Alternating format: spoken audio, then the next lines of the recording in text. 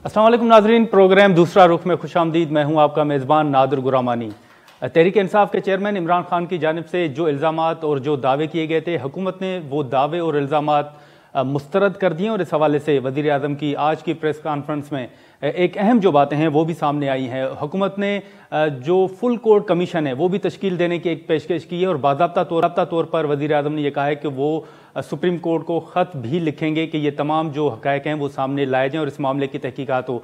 साथ ही साथ आपने सुना होगा कि वज़ीर आज़म ने यह भी कहा है कि अगर ये साजिश के हवाले से ये सबूत सामने लाएं और ये साबित करें कि इमरान खान पर जो हमला हुआ है वो एक साजिश का नतीजा है, तो वज़ीर आज़म ने कहा है कि वो सियासत छोड़ देंगे। साथ ही साथ एक आज़म स्वाति की जो मुबैना वीडियो सामने आई है उसने भी एक नई बहस छेड़ दी है।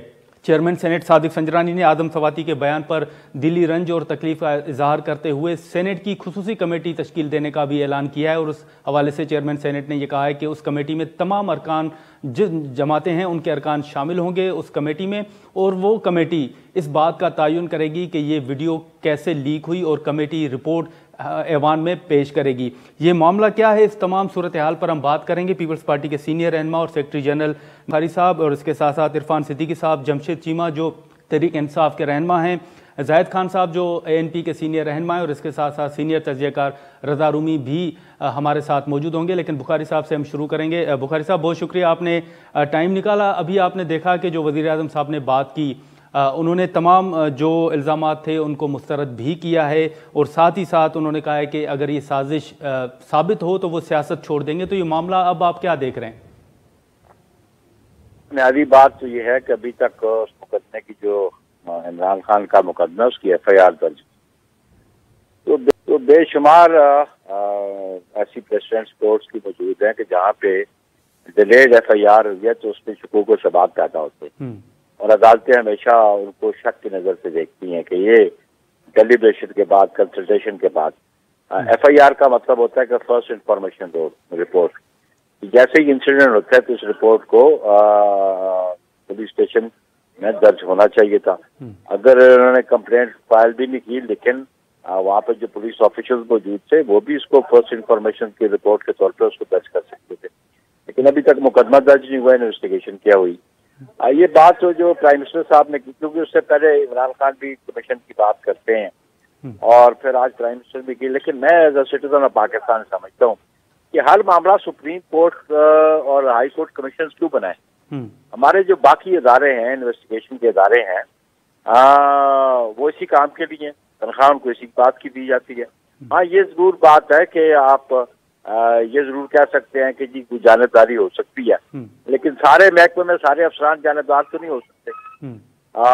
लेकिन ये कुछ सिस्टम हमें इवॉल्व करना है इस मुल्क में। अगर कोई बंदा बहुत मोतबर हो, कोई पॉलिटिकल फिगर हो, फॉर्मर प्राइम मिनिस्टर को, उसका मामला तो सुप्रीम कोर्ट एग्जामिन करे और कॉमन सिटीजन जो है वो वैसे ही उन अदारों के पास रहें या रुलते रहें।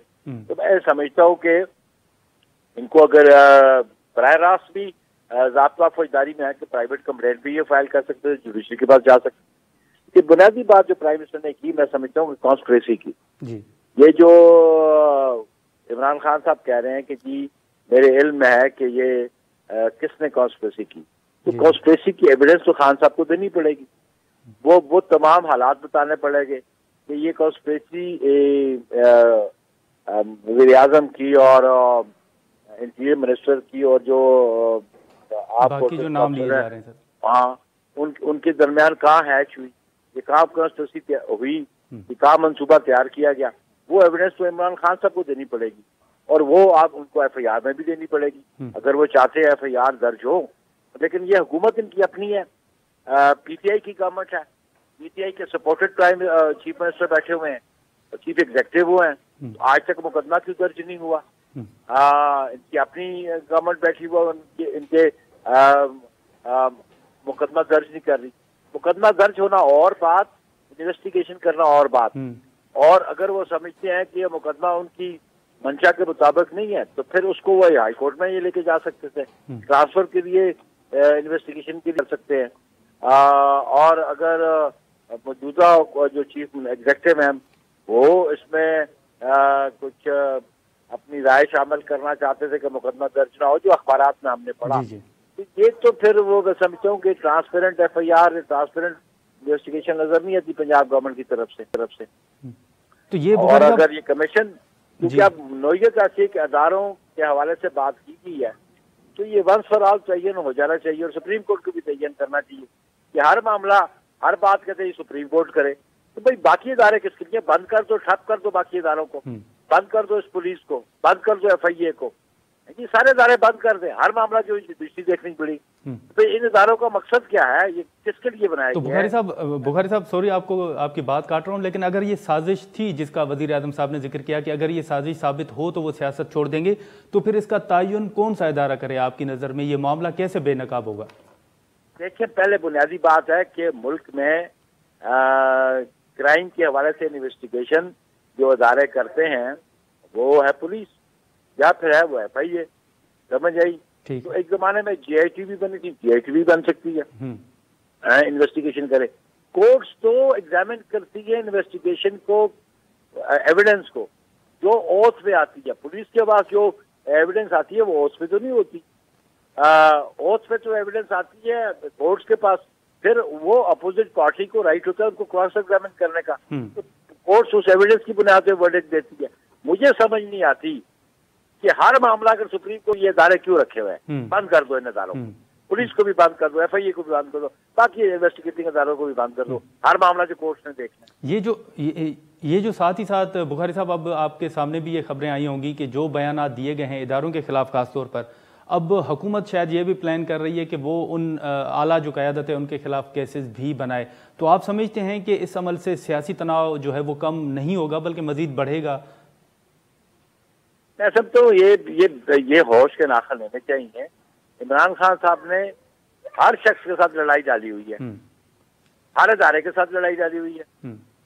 अदालतों को वो स्पेयर नहीं करते, इन्वेस्टिगेशन एजेंसी को वो स्पेयर नहीं करते, एस्टैब्लिशमेंट को वो स्पेयर नहीं करते, अमेरिका को वो स्पेयर नहीं करते, यूरोप को वो स्पेयर नहीं करते। तो किसी को दुनिया में छोड़ा है कि जो इनका मुखालिफ ना हो, जिसके साथ ये मुखालफत नहीं करते। और फिर बुनियादी बात जो प्राइम मिनिस्टर कह रहे हैं, मैं समझता हूँ कि एविडेंस जो है कॉन्स्पिरेसी की, साजिश की, वो एस्टेब्लिश करना इमरान खान का काम है। इमरान खान के पास जो एविडेंस है वो इन्वेस्टिगेटिंग अदारों को वो दे, वो पब्लिक के सामने लेके आए कि फलां फलां अफसर ने आके मुझे बताया है, उसका नाम ले ना। ये कहते हैं जी मेरे अदारों में बंदे हैं मुखबर बिठाए हुए हैं, तो उनका नाम लें कि फलां फलां शख्स फलां अफसर ने मुझे ये बताया। और उसको ये भी हिम्मत होनी चाहिए कि वो कल कोर्ट ऑफ लॉ में जाके एविडेंस दे इस कॉन्स्पिरेसी के बारे में। अगर कॉन्स्पिरेसी स्टैब्लिश करनी है तो थ्रू एविडेंस करेंगे ना, खाली इल्जाम लगाने से तो कॉन्स्पिरेसी स्टैब्लिश नहीं होती। इसी का बुखारी साहब वजीर आजम साहब ने भी जिक्र किया कि माजी में भी जवाब जो इल्जामात लगाए गए थे उनके कोई जो है सबूत पेश नहीं किए गए। देखना जी, फिर अल्टीमेटली फेट क्या हुई है? कोर्ट्स ने मतलब सनाउल्लाह का केस है, और उनका एक मिनिस्टर कहता था कि मेरे पास 100% प्रूफ है, ये वो वीडियो भी है। तो जब सुप्रीम कोर्ट ने एग्जामिन किया तो सुप्रीम कोर्ट ने तो बेल दे दी इनको। सुप्रीम कोर्ट ने कहा प्रेमा फेशी ये मुकदमा बनता नजर नहीं आता। तो बात यह है कि जो बंदा इल्जाम लगाता है उसको अपने पांव पे खड़ा होना चाहिए, उसकी एविडेंस की स्ट्रेंथ होनी चाहिए ताकि कल कोर्ट से कन्विक्शन हो सके। खाली इल्जाम लगाने से ये इस तरह मामला नहीं चलेंगे। और मैं समझता हूँ कि रेस्ट्रेंट की जरूरत है पॉलिटिकल पर्सनैलिटीज को भी। इसको मुल्क को आपने चलाना है, तराशू से मुल्क नहीं चलता। ठीक है बुखारी साहब, बहुत शुक्रिया। नाजरीन, यहाँ पर एक शॉर्ट ब्रेक लेते हैं और ब्रेक के बाद दोबारा गुफ्तगू का आगाज़ करते हैं। नाजरीन इस वक्त इरफान सिद्दीकी साहब जो मुस्लिम लीग नून के सीनियर रहनमा और सेनेटर हैं, और इसके साथ साथ तहरीक इंसाफ के रहनमा जमशेद चीमा साहब भी हमारे साथ मौजूद होंगे। हम इरफान सिद्दीकी साहब से शुरू करेंगे। इरफान सिद्दीकी साहब, अस्सलाम वालेकुम। जी वालेकुम अस्सलाम। सिद्दीकी साहब, अभी आपने देखा होगा कि एक पेशकश की गई है वज़ीर आज़म साहब की जानिब से कि फुल कोर्ट कमीशन भी बनाया जाए। तो जो प्रेस कॉन्फ्रेंस में नुकात सामने रखे गए वज़ीर आज़म साहब की जानिब से, अब आप समझते हैं या आप ये तवक्को करते हैं कि खान साहब की जानिब से कोई मुस्बत जवाब दिया जाएगा? जी बहुत शुक्रिया। मैं नहीं समझता, क्योंकि जो खान साहब की हिस्ट्री है पिछले कई सालों की, उन्होंने कभी इस तरह की किसी पेशकश का या किसी पेशरफ्त का कभी मुस्बत जवाब नहीं दिया। वो उसमें हीले बहाने करते रहते हैं, कीड़े निकालते रहते हैं, आपको मालूम होगा कि जब 2013 के इलेक्शन के बाद उन्होंने एक एजिटेशन शुरू की, फिर यहाँ एक तवील धरना दिया, उसके बाद मुज़ाकरात हुए, एक कंसेंसस हुआ कि जी सुप्रीम कोर्ट एक कमीशन बनाएगी, नासरुल मुल्क साहब की सरबराही में एक कमीशन बना, एक अंडरटेकिंग दी खान साहब ने कि अगर ये फैसला होता है कि इसमें कोई धांधली नहीं हुई तो मैं सरेआम आऊंगा, तमाम इल्जामात हमेशा के लिए वापस ले लूंगा। फैसला आ गया, लेकिन उसके बाद भी उन्होंने इस बात को नहीं माना और आज तक ये कहते रहते हैं कि 2013 का इलेक्शन उनसे छीना गया था। लिहाजा मुझे कोई तवक्को नहीं है। वजीर आजम साहब जो एक मेरा ख्याल है बहुत बड़ी पेशरफ्त कर सकते थे, बहुत बड़ा कदम उठा सकते थे इंसाफ के लिए कि सबसे बड़ी अदालत के तमाम तर जज मिल बैठे और खुद तहकीक करें, या मुमकिन है कि वो ये कहें कि जी हम इस तहकीक का कोई और निज़ाम वज़ा कर रहे हैं, ये तो देखा जाएगा। तो लेकिन जो भी नतीजा होगा, अगर वो खान साहब की मर्जी के मुताबिक नहीं है, खान साहब की ख्वाहिशात के मुताबिक नहीं है, तो मुझे 100% यकीन है कि वो उसे तस्लीम नहीं करेंगे। वो सिर्फ उस अदालती फैसले को मानते हैं जो उनके हक में हो, वो सिर्फ उस इंतखाबी नतीजे को मानते हैं जिसमें उनकी फतह हो, वो सिर्फ इलेक्शन कमीशन के उस अक़दाम को मानते हैं जिसमें उनका अपना या उनकी पार्टी का मुफाद हो। जहां कहीं कोई मनफी नतीजा आए, मनफी फैसला आए, वो उसको तस्लीम नहीं करते। तो इरफान सिद्दीकी साहब, आप समझते हैं कि जो कमीशन होगा वो एक बेहतरीन हल है? अगर उनके जो तहफ़्फ़ुज़ात हैं, जो उन्होंने नुकात उठाए हैं, उनका वाहिद हल जो है वो फुल कोर्ट कमीशन ही है? देखें गुरामानी साहब, अमूमी हालात में तो ये हाल नहीं है। उमूमी हालात में एक वाक़या या एक सानिया या एक हादसा हुआ है पंजाब की हुदूद के अंदर।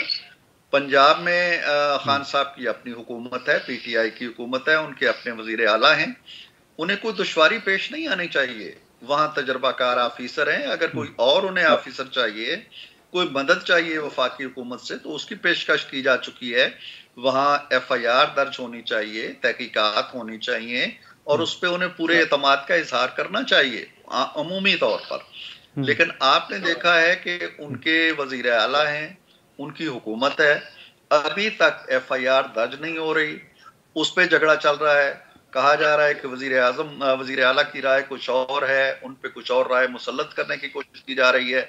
तो जब मामला ऐसा उलझा हुआ हो और कोई फोरम, जो रस्मी फोरम है स्टेट के पास, सूबे के पास, जहां तमाम मुकदमात के तहकीकात होती हैं, FIR दर्ज होती हैं, फिर चालान बनते हैं, फिर अदालतों में जाते हैं, वो प्रोसेस वो चलने ही नहीं दे रहे। उन्होंने तो अभी तक जो मेडिको लीगल होती है बाज़ाब्ता तौर पर, वो नहीं करने दी। वो वहां से उठे हैं और अपने निजी जाती अस्पताल के अंदर जाके बैठ गए हैं, जहां लेबॉर्ट्रीज उनकी हैं, जहां डॉक्टर्स उनके मुलाजिम हैं, जहां सारे कारिंदे उनके मुलाजिम हैं, जहां रिपोर्ट्स उनकी मर्जी की बन रही हैं, जहां जख्म उनकी मर्जी के मुताबिक दिखाए जा रहे हैं। तो फिर किस तरह तहकीकात की जाए? कौन तहकीकात करे? फेडरल गवर्नमेंट तो वहां दखलंदाजी नहीं कर सकती।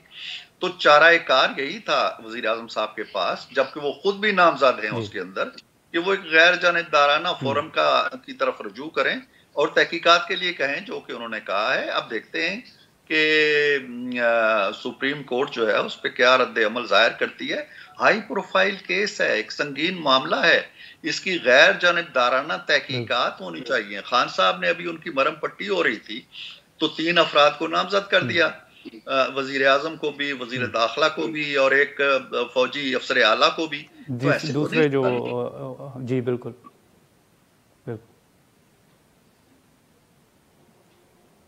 तो इस हवाले से अब इरफान सिद्दीकी साहब, आपने देखा होगा कि अब ये भी कहा जा रहा है कि शायद जो तहरीक इंसाफ की आला क़यादत है, उन्होंने जो बयानात दिए हैं उसके बाद उनके खिलाफ भी शायद कानून के मुताबिक कार्रवाई की जाए। तो आप सीनियर सियासतदान के तौर पर समझते हैं कि इससे सियासी तनाव जो है वो कम नहीं होगा बल्कि मजीद बढ़ेगा?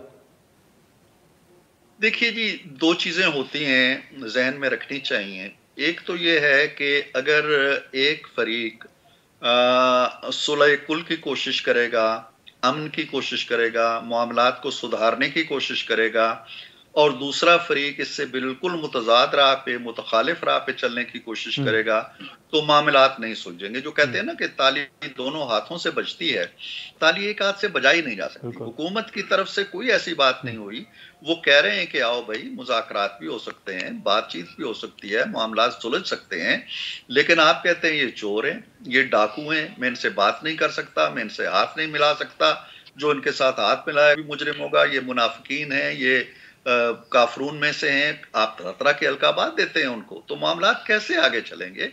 मामला ये है कि जब आप एक जुर्म करते हैं, गुरमानी साहब, मैं एक जुर्म करता हूं और उसकी एक सजा मुकर्रर है, तो मुझसे सरफे नजर इसलिए करते चले जाना कि मेरा बड़ा नाम है और मेरी बड़ी शोहरत है और मैं किसी बड़ी पार्टी का लीडर हूं, तो मुझे सारे सातों खून माफ हैं। ऐसा करने से खुद तो खान साहब कहते हैं कि बड़ों के लिए और कानून है और छोटों के लिए और कानून है, तो कानून तो सबके लिए बराबर है ना। अगर वो ठीक है। इरफान सिद्दीकी साहब, आप लाइन पर ही रहिएगा, यहाँ पर शॉर्ट ब्रेक लेते हैं और ब्रेक के बाद हम यहीं से गुफ्तगू का दोबारा रखते हैं। प्रोग्राम में दोबारा खुशामदीद। इरफान सिद्दीकी साहब, अभी जैसे हम बात कर रहे थे, अब अगर आपके सामने ये सवाल रखा जाए कि बजाय कि हुकूमत केसेस की तरफ जाए या केसेस बने, एक सियासी तनाव बढ़े, आप नहीं समझते कि खान साहब को इंगेज किया जाए और मामले का हल निकाला जाए, उनको सुना जाए? जी बिल्कुल ठीक बात कह रहे हैं आप, और मैंने भी अभी यही बात कही है कि अगर खान साहब इतना ही कह दें कि मैं मुज़ाकरात के लिए तैयार हूं, और अपने बयानिए से जो उन्होंने बना रखा है कि चोरों से बात नहीं करूंगा, डाकुओं से बात नहीं करूंगा, या अपोजिशन सारी की सारी गद्दार है या अमेरिका की एजेंट है, इस बयानिए को एक तरफ रख के कहें जी कि अगर हुकूमत मुखलिस है और मामला तय करना चाहती है और बात करना चाहती है, तो फवेया बिल्कुल बिस्मिल्लाह। मैं तो समझता हूं कि ऐसा होना चाहिए। मुल्क भारी कीमत दे चुका है इन झगड़ों की, हम कब तक इन चीजों में उलझे रहेंगे? हमारे पास कहां पहुंच, हम सियासी अदम इस्तेकाम का शिकार हैं, अफरा तफरी का शिकार हैं, हमारी सड़कों पे नकलो हमल मुश्किल हो गई है, आमदो रफ्त मुश्किल हो गई है, लोग घरों में परेशान हैं, बच्चे स्कूलों को नहीं जा पा रहे। ये मुल्क का तकाजा ये है, या मुल्क की डिमांड ये है, या मुल्क ऐसे माहौल का मुतकाजी है? ऐसा हरगिज नहीं है। खान साहब को चाहिए, वो देखें पार्लियामेंट के अंदर वो बैठते नहीं है। उन्होंने 2014 में भी यही किया था, 15 में भी बाइकाट करके चले गए, अब फिर बाइकाट करके चले गए हैं। कहते हैं जी मैंने मुस्ताफी हम हो गए हैं। आप मुस्ताफी भी हो गए हैं, आपने लाजिस पे कब्जे भी कर रखे हैं, कई एक ने गाड़ियां नहीं दी हैं, कई एक तनख्वाहें ले रहे हैं। तो ये ना करें, आप एक रास्ता चुनें, और वो रास्ता यही है कि मिल बैठे, भूल जाएं जो कुछ हुकूमत ने आपके खिलाफ किया, हम भी भूल जाते हैं जो कुछ आपने हमारे खिलाफ किया। मुल्क की खातिर मिल बैठिए, लेकिन इसके लिए वो आमादा नहीं है, इसके लिए वो तैयार नहीं है, और इसको वो अपनी सियासी बयानी की मौत समझते हैं। वो उनका ख्याल ये है कि जिस दिन मैं इनके साथ बैठ गया, लोग कहेंगे कि तुम तो कहते थे कि ये चोर हैं, तुम तो कहते थे ये डाकू हैं, अब इनके साथ क्यों बैठ गए हो? तो ये खौफ अब उन्हें दामनगीर है, जिसकी वजह से वो मुज़ाकरात के लिए आमादा नहीं है। तो अभी इरफान सिद्दीकी साहब, आपने देखा होगा कि आप ही के सीनियर कोलीग हैं आजम स्वाति साहब, उनकी एक मुबैना वीडियो जो है वो सामने आई है। माजी में आपने देखा होगा कि यही एतराज़ात और तहफ़्फ़ुज़ात उस वक्त मरीम नवाज़ शरीफ साहिबा ने भी किए थे और बाकी जो अपोजिशन के रहनुमा थे जब उस वक्त उन्होंने भी किए थे। तो आप समझते हैं कि सियासत में ये जो रिवायत है, ये जो अमल है, ये एक दुरुस्त अमल है? बिल्कुल दुरुस्त नहीं है जी। कोई जी शऊर पाकिस्तानी इसको दुरुस्त नहीं कह सकता। जो कुछ सीनियर पॉलिटिशियन आजम स्वाति कह रहे हैं, उसकी बिल्कुल गैर जानिबदाराना तहकीकात होनी चाहिए। मसला ये है कि हमारे यहाँ ये सारी चीजें सियासी इंतकाम की आग में भस्म हो जाती हैं। जी जी, आपको आवाज आ रही है मेरी? जी जी जी जी सर जी। मैं ये कह रहा हूं कि इन चीजों की तहकीकात होनी चाहिए। मैं इस तहकीक के हक में हूं। सेनेट के चेयरमैन सादिक संजरानी ने बहुत अच्छा किया कि तमाम जो पार्टी के कायदीन हैं या पार्लिमानी पार्टी लीडर्स हैं, उन पे मुश्तमिल एक कमेटी उन्होंने बना दी है जो इस सारे मामले को देखेगी। कानूनी तरीके पे भी, कानूनी तौर पे भी हुकूमत को चाहिए कि वो एक कमेटी कायम करे जो इस सारे मामले की तहकीकात करे। होता यह है कि इन मामलों की छानबीन नहीं होती। मेरे साथ जो कुछ हुआ आज से 4 साल पहले, मैं उसको आप दोहराना नहीं चाहता, आप सब जानते हैं, उसकी कोई तहकीकात नहीं हुई। किसी ने नहीं पूछा भी कि क्यों आपने आधी रात को उठाया, क्यों हथकड़ी लगाई, क्यों कैद खाने के अंदर ऐसी जगह रखा जो दहशतगर्दों के लिए होती है? किसी ने नहीं पूछा, आज तक सवाल नहीं किया। तो उस वक्त भी जो चीजें बुरी थी वो आज भी बुरी हैं। मैं तो इनको बुरा कहता हूं, और इनका तदारुक होना चाहिए, सद्देबाब होना चाहिए। और जो भी सर, ठीक है सर। रजा रूमी साहब भी हमारे साथ मौजूद हैं। अगर रजा रूमी साहब आपके सामने अगर ये सवाल रखें कि आपने देखा होगा कि वज़ीर आज़म साहब ने स्पीच भी की, फुल कोर्ट कमीशन का भी कहा गया है, आज़म स्वाति साहब की जो एक मुबैना वीडियो सामने आई उसका भी जिक्र हुआ है, तो अभी सबसे जो एक अहम बात सामने आ रही है वो है कि अभी तक FIR सामने नहीं आई, वो उसका इंदराज नहीं हो सका। तो आप समझते हैं कि इस वक्त इमरान खान और परवेज़ इलाही साहब भी आमने सामने हैं, उनके भी कोई इख्तिलाफात हैं? देखिए जी, बिल्कुल इख्तलाफात तो बड़े वाजे हैं। इमरान खान साहब एक FIR दर्ज करवाना चाहते हैं, उन्होंने 3 नाम भी दिए हैं, और वो FIR के ऊपर अब इख्तलाफात वाजे हैं कि चौधरी परवेज़ इलाही साहब जो हैं वो एक नाम जो कि पाकिस्तान की फौज से ताल्लुक रखता है उसके ऊपर वो कंफर्टेबल नहीं है, उसके ऊपर वो FIR दर्ज नहीं करवाना चाहते। ये बात तो अब वाज़ेह हो चुकी है, और ये यहीं पर जो है ये इख्तलाफात, हमने तो ये भी सुना था कल जो रिपोर्ट थी कि बात यहाँ तक आई कि चौधरी परवेज़ इलाही साहब ने कहा कि वो इस्तीफा दे देंगे, लेकिन वो ये नहीं होने देंगे। तो इस वक्त ये एक बहुत ही टेंस किस्म का माहौल पाकिस्तान में ये जो सियासी मैदान में ये बन चुका है कि एक तरफ तो इमरान खान साहब जो हैं वो बिल्कुल इस चीज़ पर बज़िद हैं कि उन्होंने इस बार जो एस्टेब्लिशमेंट के कुछ किरदार जिनको वो समझते हैं, जिन पे वो इल्ज़ाम लगाते हैं, उनको कानून के कटहरे में लेकर आना है, और दूसरी तरफ जो है उनकी अपनी जो इत्तेहादी हैं, और बल्कि उनकी पार्टी के अंदर भी कुछ लोग हैं जो कि इस हिकमत अमली को अच्छा नहीं समझते। और यकीनन ये तसादुम वाली जो बात है, इससे भी गुरेज करना चाहिए, क्योंकि ये अभी सबसे पहला काम तो एक मुश्तरका तहकीकात होनी चाहिए। पंजाब और फेडरल गवर्नमेंट पर मबनी एक जॉइंट इन्वेस्टिगेशन टीम इसके हकाइक को सबसे पहले वो कलेक्ट करे, और उसके बाद ये इस चीज का तयन किया जाए कि कौन जिम्मेदार है। क्या वाकई ऐसी बात है कि वजीर आज़म शहबाज शरीफ ने बैठकर वहां वजीर आज़म हाउस में एक हुक्मनामा जारी कर दिया? क्या अगर ऐसा हुआ तो उसके शवाहिद कहाँ हैं? और इसी तरह ये बहुत संगीन मामलात हैं। और देखिए, सबसे जो अचंभे की बात है कि ये वाकया पंजाब की जो है जुरिस्डिक्शन में हुआ है, और आइन के मुताबिक लॉ एंड ऑर्डर की जिम्मेदारी जो है वो सूबाई गवर्नमेंट की होती है। और इसमें सबसे पहले तो पंजाब पुलिस की जो है पूछगिछ होनी चाहिए कि भाई उन्होंने क्यों नहीं, उनके पास स्पेशल ब्रांच क्या इन्फॉर्मेशन दे रही थी कि असला बरदार लोग कैसे उस रैली में मौजूद थे, और ये कि वो वहां की जो ठीक है रूमी साहब, आप लाइन पर रहिएगा, तो यहाँ पर एक शॉर्ट ब्रेक लेते हैं और ब्रेक तो का आगाज़ करते हैं। वेलकम बैक नाज़रीन, इस वक्त ज़ैद खान साहब और रज़ा रूमी साहब भी हमारे साथ मौजूद हैं। रज़ा रूमी साहब, आपके सामने एक मुख्तसर सा सवाल रखेंगे कि अभी आपने देखा कि माजी में मरियम नवाज़ शरीफ साहिबा की जानिब से भी ये तहफ़्फ़ुज़ात और ख़दशात सामने आए वीडियो के हवाले से। अब आज आज़म स्वाति साहब का भी मामला आपने देखा होगा कि तो ये सियासत में ये रिवायत आप कैसे देखते हैं? माजी में जो भी अपोजिशन हो उसकी इस तरह की मुबैना ऑडियोज़ और वीडियोज़ जो हैं वो सामने आती रहती हैं। जी, ये बहुत ही बदकिस्मती की बात है, और बिल्कुल जिसे कहना चाहिए कंडेमनेबल बात है कि आप इस तरह से जो है लोगों की वीडियोस जो हैं वो आप जारी करें। उनको पहले तो रिकॉर्ड कौन करता है? ये तो सबसे जिसे कहते हैं अफसोसनाक ये बात है, और ये इसकी इजाजत होनी ही चाहिए, चाहे मरियम नवाज साहिबा हो, आजम स्वाति हो, या कोई और हो।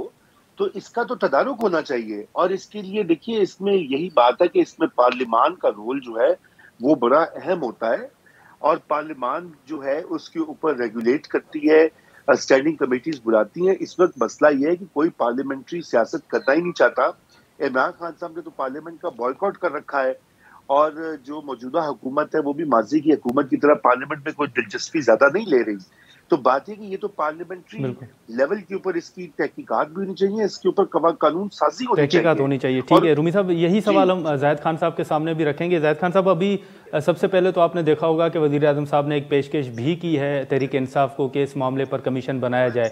तो अब आप समझते हैं, लेकिन यहाँ पर सवाल ये उठ रहा है कि क्या तहरीक इंसाफ वज़ीर आज़म की इस प्रेस कॉन्फ्रेंस के बाद वो मुस्बत जवाब देंगे या फिर नहीं?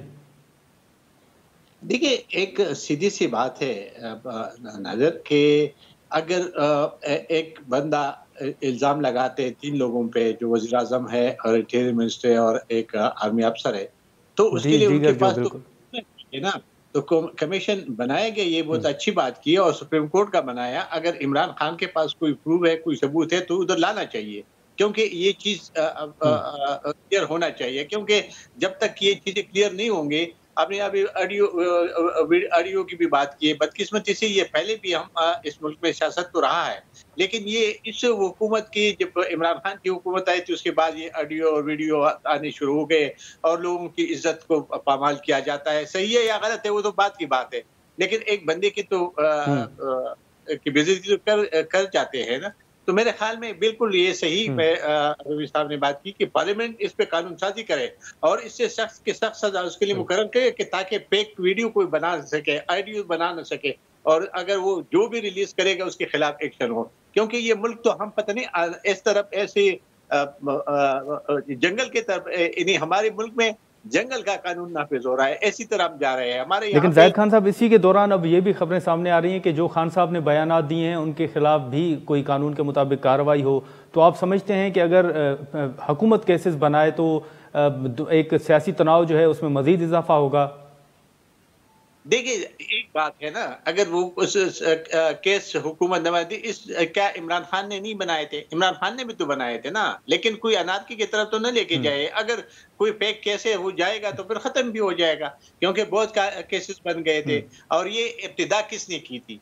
ये इब्तिदा तो इमरान खान ने की थी। अगर मौजूदा हुकूमत ने किया, हाँ, गलत केस न बनाया जाए। अगर कोई प्रूफ है किसी चीज के प्रूफ है तो जरूर उस पर केस बनाया जाए, जरूर उसको गिरफ्तार करे। लेकिन अगर कोई नहीं है तो ऐसे मेरे ख्याल में ये FIR दर्ज करवाना और चलाना, जिस तरह अभी इमरान खान कहते हैं बस 4 गोलियां लगी, नहीं लगी या नहीं लगी है वो तो अल्लाह ही बेहतर जानता है। लेकिन इसका एक मेंबर चौधरी कहते हैं कि मुझे पता था कि यहाँ पे हमला होना है। यार, अगर इतना तक एक बंदा शोरटी से कहता है तो इसको भी, इससे भी पूछा जाए कि भाई आपको किसने बताया था, और इतने पक्की बात थी तो फिर आपने इंतजाम क्यों नहीं किया, क्यों ये ऐसा वाकया हुआ? देखिए, अभी ये मैं सुन रहा था, अभी भी लोग निकलते हैं, लोगों के घर कल एक बच्चा रो रहा था, उसके मोटरसाइकिल को जलाया गया था। तो आम लोगों का इसमें क्या कसूर है? अगर हुकूमत आपको नहीं मिले तो आप इंतजार करें। अब इलेक्शन आप तो कहते हैं कि मैं पॉपुलर लीडर बन चुका हूं, तो जाहिद खान साहब, इस सारे इस अमल के दौरान, सूरत हाल के दौरान आपको परवेज इलाही खान साहब कहां पर खड़े होते हुए नजर आ रहे हैं? देखिए, एक बात मैं बताता हूँ कि पंजाब में हुकूमत भी इनकी है। अभी मैं शफकत महमूद की बात सुना था कि पंजाब हुकूमत जिम्मेवार है, तो पंजाब हुकूमत है किसका? इमरान खान तो सारे प्रोटोकॉल तो पंजाब गवर्नमेंट के लिए लिखा कर उसका इस्तेमाल करे। परवेज इलाही इनका बंदा बैठा हुआ है। अभी अगर पंजाब हुकूमत FIR दर्ज नहीं करा रहे तो उसमें फेडरल गवर्नमेंट का क्या कसूर है? मेरे ख्याल में असल में यही है कि ये आपस में अब इनकी जो हुकूमत है परवेज इलाही की और इमरान खान की, इनकी भी मेरे ख्याल में बीच में कोई तलखी है। इस वजह से नहीं FIR दर्ज हो रही है, और ना दर्ज हो जाती क्या फर्क पड़ जाता? एक गलत FIR अगर दर्ज होते तो खारिज भी हो जाएगा, लेकिन एक ऐसे शख्स पे कि जो आर्मी अफसर हो, आप उसका नाम भी देते, चलो वज़ीर आज़म को तो देते हैं, सियासी बात है। अभी इंटीरियर मिनिस्टर के देते हो, सियासी बात है। जाहिद खान साहब और रज़ा रूमी साहब, आपका बहुत शुक्रिया। नाज़रीन, जाहिद खान साहब, रज़ा रूमी साहब की गुफ्तगू आपने सुनी और इस हवाले से उनका ये कहना है कि जो वज़ीर आज़म ने पेशकश की है वो दुरुस्त है और अब तहरीक इंसाफ को भी मुस्बत जवाब देना चाहिए। जो आज़म सौती की मुबैना एक वीडियो सामने आई, उस हवाले से भी उनका ये कहना है कि पार्लिमान इस हवाले से जो है वो कानून साजी करे। यहाँ पर प्रोग्राम का वक्त ख़त्म होता है, हमें अगले प्रोग्राम तक दे इजाज़त। अल्लाह हाफ़िज़।